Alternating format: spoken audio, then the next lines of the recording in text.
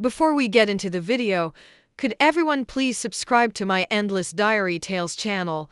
Thank you so much. I sat quietly in the kitchen, gently holding the white ceramic cup in my hands. The warmth from the coffee spread, soothing some of the coldness in my heart. The morning light filtered through the window, casting soft rays on the worn wooden table. It should have been a peaceful morning, but the atmosphere in the house was suffocating. Josh, my husband, paced back and forth on the creaky wooden floor. His heavy footsteps and irritated gaze made the small room feel even smaller. I didn't need to look up to feel his anger looming over us like a storm on the horizon. The argument from last night still lingered between us like a fog refusing to dissipate. Last night, Josh had asked me to give my credit card to his sister, Megan, to help her with an emergency. But I knew all too well that Megan's emergencies were nothing more than impulsive shopping sprees or spontaneous trips. This wasn't the first time she had asked for money, and I was certain it wouldn't be the last. Megan just needs a little help, Josh had said,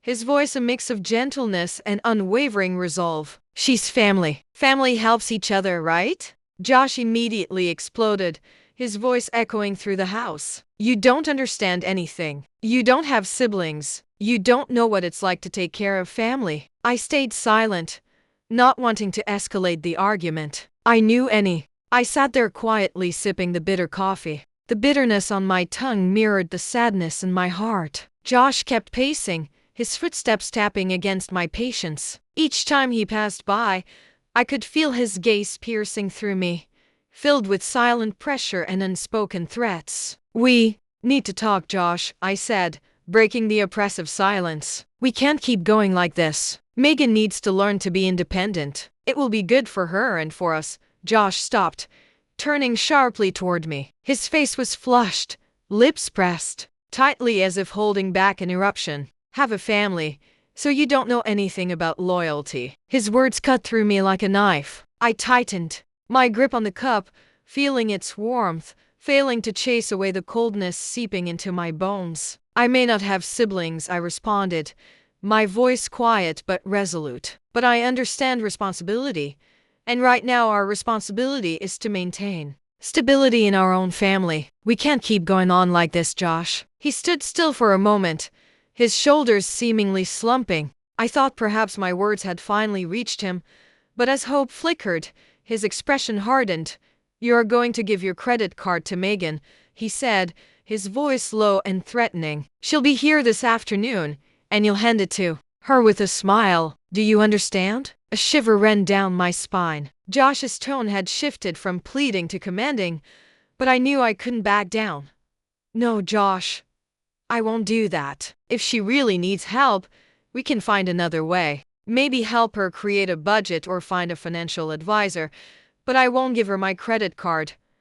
My words seemed to ignite his fury. Before I could react, he lunged for his coffee cup on the counter. Time seemed to slow as I saw his hand rise, and then the dark liquid arced through the air, crashing onto my face. I gasped, the scalding heat spreading across my skin. My breath came in ragged bursts, not just from the physical pain but from the shock. The cup clattered to the floor, shattering into tiny white shards like the sharp fragments of my breaking heart. Josh stood there, his face red and his voice roaring.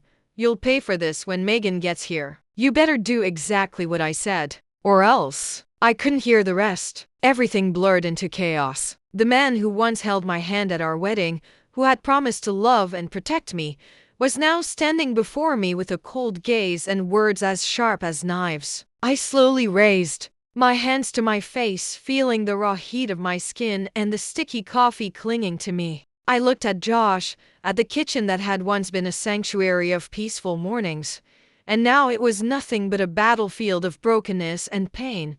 I stood there, breathing heavily, my face stinging from the hot coffee. The physical pain was nothing compared to the ache in my heart. Everything around me felt alien, as if I had walked into someone else's home, not the place I once called my own. The beautiful memories had become nothing but a fragile shell, barely covering the deep cracks of a marriage long decayed. Josh left the house after issuing threats, the door slamming shut, tearing apart the already fragile silence. I collapsed, onto the chair, the kitchen towel in my trembling hands dabbing at the coffee dripping from my hair onto my collar. Sharp waves of pain radiated through my skin, but I sat still, frozen by an invisible fear. The cold from the floor seeped into my bare feet, dragging me back to the harsh reality. I can't stay here anymore. The voice in my head echoed stronger and clearer than ever. The images of what had just happened flashed through my mind. The shattered cup, Josh's fears, the burning sensation of coffee on my skin. All were undeniable signs that I could no longer ignore. With hands still shaking, I reached for the phone on the kitchen counter. The screen displayed old messages, missed calls from friends I had gradually distanced myself from. Josh didn't like me socializing too much, and I had unknowingly allowed myself to fall into isolation. But there was still one name that made me pause. Clara, my best friend from college, the only one who never turned her back on me despite my countless refusals to meet. Clara always checked in, always left encouraging messages even when I didn't respond. My fingers trembled as I dialed Clara's number. The phone rang, each tone stretching into eternity. I almost gave up, but then her warm voice broke through. Hello? Hearing her voice, I burst into tears, all the pent-up emotions finally spilling over. Clara, I need help. Clara didn't ask questions. She simply said, I'm on my way. Don't worry about anything. I hung up, feeling a weight lift off my shoulders as if I had grabbed onto a lifeline in a cold, endless ocean. I wiped my face, trying to regain composure. If I wanted to leave, I had to act quickly. Josh could come back at any moment. I opened the bedroom door. The room that once felt warm and safe now seemed cold and foreign. I pulled out an old suitcase from under the bed. We had used this suitcase during our honeymoon in Napa Valley. Back then, I thought I had found a peaceful harbor, but it turned out to be nothing but an illusion. I began packing, prioritizing the most important items: clothes, personal documents, and my laptop. I opened the drawer, feeling for the small box containing the jewelry I had inherited from my mother. I didn't want to leave anything behind, not wanting to give Josh any reason to think I would return. In the corner of the closet, I pulled out a small metal box. Carefully hidden inside was a wad of cash, the money I had been saving for months. Every time I went shopping or ran errands, I kept a bit of change, silently building a nest egg like a little bird. I didn't know why I had done it, but now I was grateful for my own foresight. When the suitcase was full, I returned to the kitchen, where shards of the broken cup still lay scattered on the floor. I knelt down, carefully picking up each piece as if gathering the fragments of my own shattered self. Each sharp piece of porcelain reminded me of my broken marriage, of the hopes that once flowed warmly, now reduced to emptiness. The doorbell rang, startling me. I stood up, my hands still clutching the cold shards. My heart pounded in my chest, fear weighing down my steps. But then the familiar voice of Clara called out, Lena, it's me. I rushed to the door, seeing Clara standing there with worry etched on her face. Without a word, she wrapped me in a tight embrace, her warmth like a flame driving away the cold. I felt the strength and safety radiating from her, as if all the pain was just I've got the car ready. We're leaving right now, Clara said, her voice both gentle and determined. You don't need to bring much. I have everything you need. I nodded, pulling the suitcase behind me as I crossed the threshold. I looked back at the house one last time.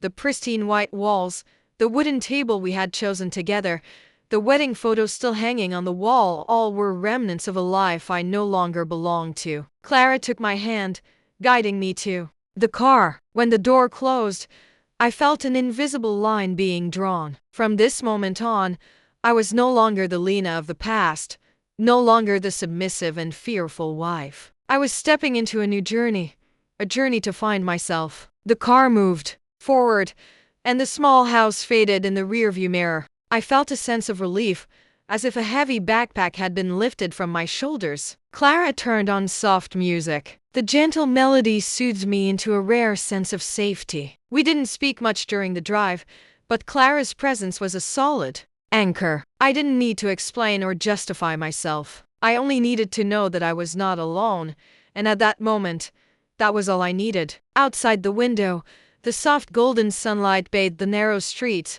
weaving through the lush green trees. The scenery passed by like a slow-motion film, each frame a reminder that life was still moving forward, and I, no matter how many storms I had weathered, still had the chance to start over. Clara brought me to her home in the peaceful suburbs of New Haven. The two-story house, with its wide porch and vibrant petunia pots, immediately gave me a sense of warmth and safety. I stepped into the home, filled with the cheerful noise of Clara's two kids, 8-year-old Emily and 5-year-old Jake. They ran to hug my legs, bringing a smile to my face, a feeling of finally returning to a real family. The living room was flooded with natural light, with children's drawings hanging on the walls, each line in color holding the innocence and happiness of youth. I looked around and saw Tom, Clara's husband, smiling warmly at me. He quickly brought out a cup of hot tea, placing it gently in my hands. "Welcome home, Lena," he said, his deep blue eyes filled with genuine care. The first evening passed in a peace I had long forgotten. We had dinner together, the aroma of roasted chicken and homemade garlic bread filling the room. The kids shared funny stories from school, and Clara and Tom exchanged loving glances now and then. The simple, warm family scene eased the tightness in my chest, as if the wounds in my heart had begun to heal. After dinner, Clara and I sat in the kitchen, sipping peppermint tea. She gently asked about everything, not just about Josh, but also about me, about what I wanted to do next. When I mentioned needing a lawyer, Clara immediately brought up Sarah Thatcher, an old friend of hers. "Sarah is really good at helping women who want to get out of toxic relationships," Clara said. "I'll call her first thing tomorrow." The next morning, Clara and I went to Sarah's office. I was so nervous that my hands twisted together under the table. Sarah's office was in an old building with red brick walls and large windows overlooking a green park. She greeted us with a warm smile,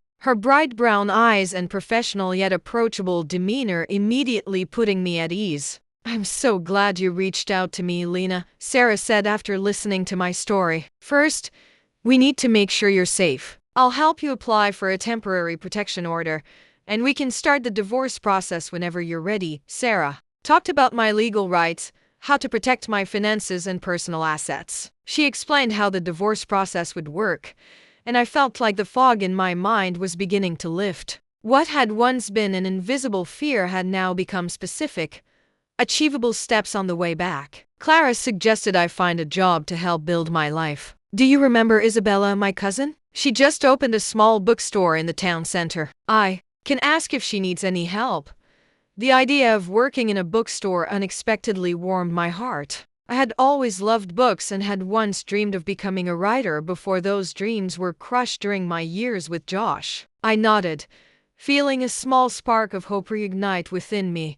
The next day, I met Isabella at her bookstore, the Cozy Nook. The place felt like stepping into another world, tall bookshelves reaching the ceiling, warm golden lights, and the comforting scent of new paper mixed with fresh coffee from the small cafe inside. Isabella, with her short hair and radiant smile, immediately made me feel at ease. "Clara told me about you," Isabella said as we sat in a corner of the cafe. "This store is my dream, but I really need someone to help out. Would you like to give it a try?" Without hesitation, I nodded. "I'd love to. I need to start over somewhere, and this seems like a wonderful place to do that." From the very first day, I fell in love with the work at the bookstore, organizing new arrivals, recommending books to customers, and especially the peaceful moments sitting in the cozy corner reading all made me feel like I was slowly rediscovering myself. Each day that passed, I felt stronger, more confident, and less haunted by my past. Isabella was not only a great boss but also a new friend. She always found ways to encourage me, from small things like picking a good book to genuinely supportive words when she noticed I seemed withdrawn. "You're starting over, Alina," she said one day as we arranged newly arrived books. "And I believe you'll find your path." Every afternoon, as the sunset cast a golden hue through the bookstore windows, I would sit in the cafe corner watching people go by and wondering where this new life would lead me. Bit by bit, I began writing in my journal again, capturing my thoughts and feelings. Writing became my outlet, helping me realize I still had so much to say, so many stories to tell. The road ahead held challenges. I knew I was no longer alone. I had Clara, her family, Isabella, and a job that made me feel valued. Most importantly, I had myself a stronger, braver Lena than ever before. One autumn afternoon, the soft sunlight filtered through Clara's living room window, casting a gentle glow on the plush carpet. I sat in the armchair, flipping through a new book borrowed from Isabella's bookstore, but my mind couldn't focus. The peaceful days with Clara's family felt like a sweet dream, but I always knew the storm wasn't truly over. Clara had taken the kids to the park, and Tom was still at the office. The house was so quiet I could hear every tick of the clock. Suddenly, the doorbell rang, breaking through my thoughts. My heart pounded, a bad feeling creeping in. I gently pulled back the curtain and peeked outside. The familiar black car was parked right in front of the house, and I immediately recognized Josh's license plate. Alongside him was Megan, her usual confident expression still intact, but there was a sharp resolve in her eyes. My hands shook, clutching the phone in my pocket tightly. Sarah had warned me to always be cautious, never to open the door when I was home alone. But before I could think of what to do, the pounding on the door began, forceful and filled with threat. "Lena, open the door!" Josh's voice boomed, laced with impatience. "I know you're in there." I backed away, my heart racing. Sarah's words echoed in my mind.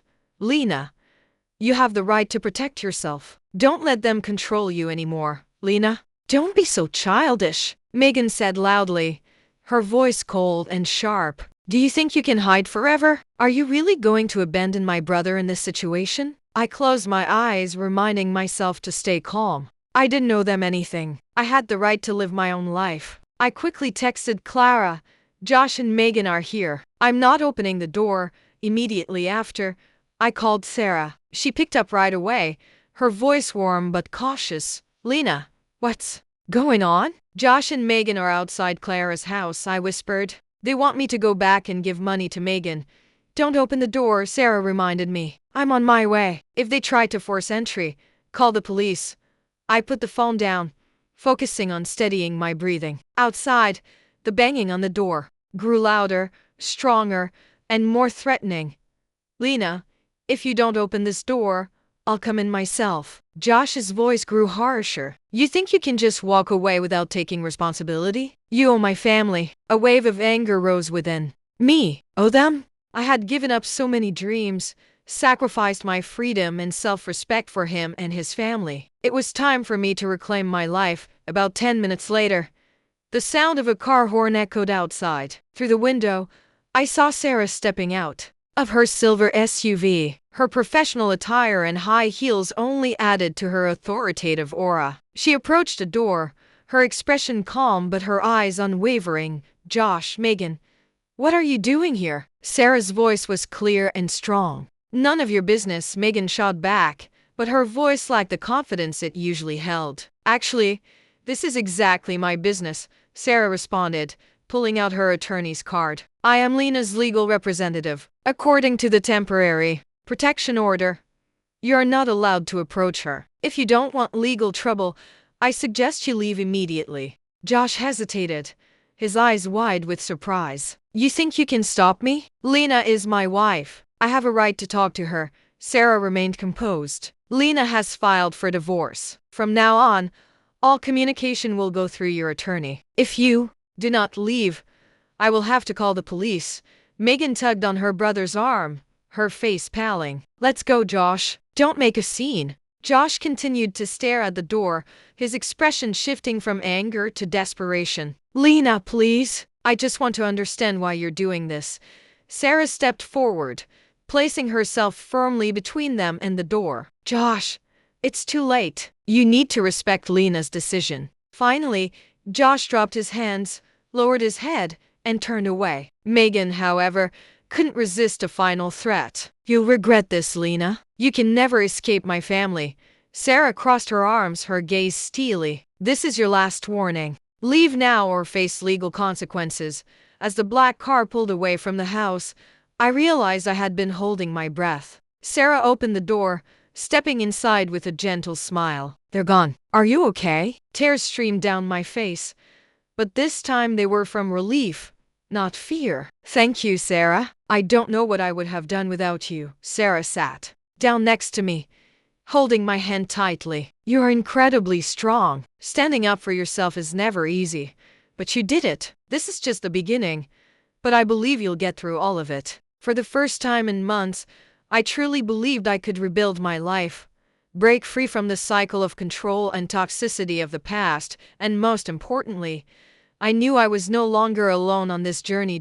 In the days following Josh and Megan's appearance at Clara's door, I slowly began to feel true relief. It was as if a heavy backpack had been lifted off my shoulder. I started breathing more deeply and appreciating the crisp morning air. Clara and her family's presence helped me find a sense of home again, but I knew that to truly heal, I needed to start building my own independent life. One Saturday morning, while sipping a hot cup of coffee by the window, I came across a flyer for a community yoga class. "Find inner peace." The bold letters on the pastel-colored paper seemed to whisper directly to me. I used to love yoga. It was a time when I connected with myself. But during my years with Josh, I had forgotten that passion. I decided to try. The yoga studio was in a small cultural center near Isabella's bookstore. The room was filled with natural light, yoga mats spread out across the polished wooden floor. The instructor, Mia, a woman in her 40s, with a gentle voice and a warm smile, welcomed me with a light hug. "Just relax and listen to your body, Lena," she said, as if she could see the wounds I carried. The first session was not easy. My body was stiff, and every stretch brought discomfort. But every time Mia guided us to breathe deeply and let go of worries, with each breath, I felt layers of heaviness in my mind being washed away. In the final Savasana pose, lying on the mat, with my eyes closed, I could hear the peaceful rhythm of my own heartbeat. It was a feeling I had long forgotten, the feeling of inner peace. Clara noticed a change in me. "You look so much brighter, Lena. I'm so glad you found something that makes you happy." Every evening, after the kids had gone to bed, we would sit together in the armchair, sipping herbal tea and talking about future plans. Clara always encouraged me to write again, knowing how much I used to love creating stories. "Why don't you try keeping a journal?" she suggested. "It doesn't have to be fancy. Just write down what you feel. It could be a way for you to process your emotions."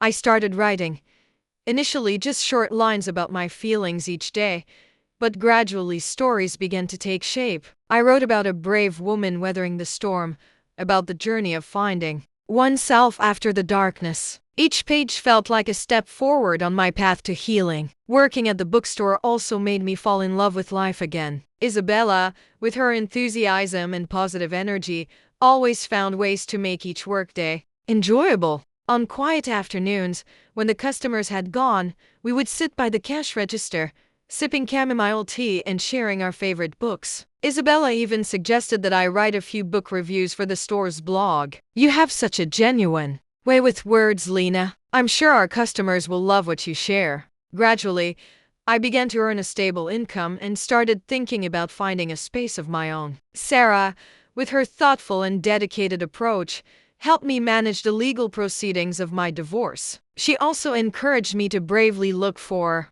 a small apartment, a place where I could truly start over. I found a charming studio apartment in the suburbs. It wasn't big, but it had a window overlooking a green park, a compact kitchen, and a cozy nook where I could set up a writing desk. On moving day, Clara, Tom, and both kids helped me organize everything. Their laughter and bustling footsteps filled the space with life. The kids were excited to help me decorate with small potted plants, and Emma even made a handmade card that read, wishing Miss Lena lots of joy in her new home. When Clara and her family left, I sat on the small sofa, looking around the room, with a heart full of gratitude. Everything in this apartment was mine, from the small paintings on the walls to the warm bedside lamp.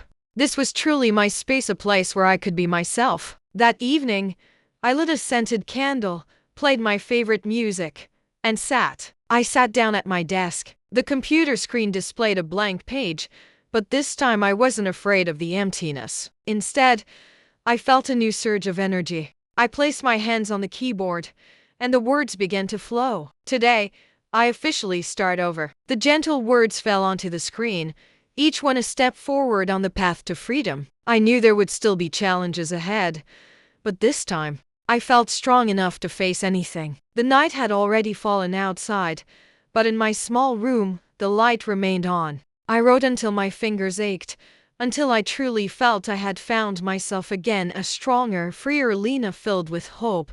I sat by the window of my small apartment, the soft glow of the evening sun filtering through the white curtains, casting gentle patterns on the wooden floor. In front of me, my laptop remained open with my nearly finished manuscript, The Awakening. That was the title of my first novel, a story about the journey of finding oneself, not just mine, but also that of many other women out there. My novel was almost complete. Each page was a step forward. Each little story within carried hope and strength. I wrote about sleepless nights, about pain and heartache, but I also didn't forget to write about the glimmers of light, about the hands that reached out to me when I needed them most. A message popped up on my phone screen. It was Clara. Still coming over tonight? The kids are so excited. I smiled, replying immediately. Of course. I'll bring a few new chapters for you to read. I stood up, stretched, and stepped out onto the balcony. The cool air carried the gentle scent of wildflowers from the roadside. I looked down at the small street where children played, their laughter echoing through the air. A sense of peace wrapped around me, as if all the past hurts had truly been left behind. Since moving into this apartment, I had found a new rhythm of life. Every morning, I woke up early, brewed a fragrant cup of coffee, and began to write. My job at Isabella's bookstore made me feel valued, meeting people who loved books and hearing their stories. Isabella had even started planning a book signing event for me if The Awakening got published. The thought filled me with both excitement and motivation. That evening, I went to Clara's house. Her warm home, filled with soft yellow lights and the smell of freshly baked goods, instantly made me feel welcome. The kids ran to hug me, their small embraces overflowing with love. Tom was busy grilling in the backyard, sharing funny stories that kept everyone laughing. In that moment, I realized I had truly found a family, not through blood, but through genuine love and connection. Clara and her family showed me that no matter how many storms I had faced, I could still find a rainbow. When dinner ended, Clara pulled me aside, her eyes bright with excitement. I have good news for you, she whispered. Sarah just called me. Your divorce has been approved by the court. All the paperwork is finalized. You are officially ally free, Lena. My heart seemed to stop for a moment, and then the emotions burst forth. I hugged Clara tightly, tears streaming down my face. But this time, they weren't tears of sorrow. They were tears of liberation, of joy, and of hope. I was truly free, not only legally but also in my soul. That night, when I returned to my apartment, I opened the windows, letting the cool night breeze fill the room. I sat at my desk and reopened the manuscript I had been working on. The cursor blinked steadily on the blank screen, but this time I knew exactly what I wanted to write. Tomorrow is a new day. I used to be afraid of each morning, but now I embrace it with gratitude. The sun will rise, and I will continue walking my own path with an open heart and a free spirit. This is not just the end of an old chapter, but the beginning of a bright new one in my life. I clicked save, closed my laptop, and stepped out onto the balcony. On the horizon, the city lights sparkled like stars, reminding me that life goes on and that so many beautiful things are still waiting for me ahead. I took a deep breath, feeling the breeze caress my skin. Everything was peaceful, and I knew that at last I had found myself. My story was still unfolding, but this time I was the one holding the pen, writing new chapters with courage and love for myself. Lena's story is not just a journey of overcoming pain and finding oneself, but also a testament to the inner strength that lies within each of us. In real life, we all face challenges, sometimes even deep wounds from toxic relationships or unfair circumstances. However, just as Lena did, as long as we are brave enough to set boundaries, love ourselves, and seek help when needed, everything can change. Life always offers new opportunities to those who stand up and continue writing their own story. What do you think of Lena's journey and her courageous decision? Share your thoughts in the comments below. Don't forget to hit follow to stay tuned for more meaningful and real-life stories about family life in upcoming videos.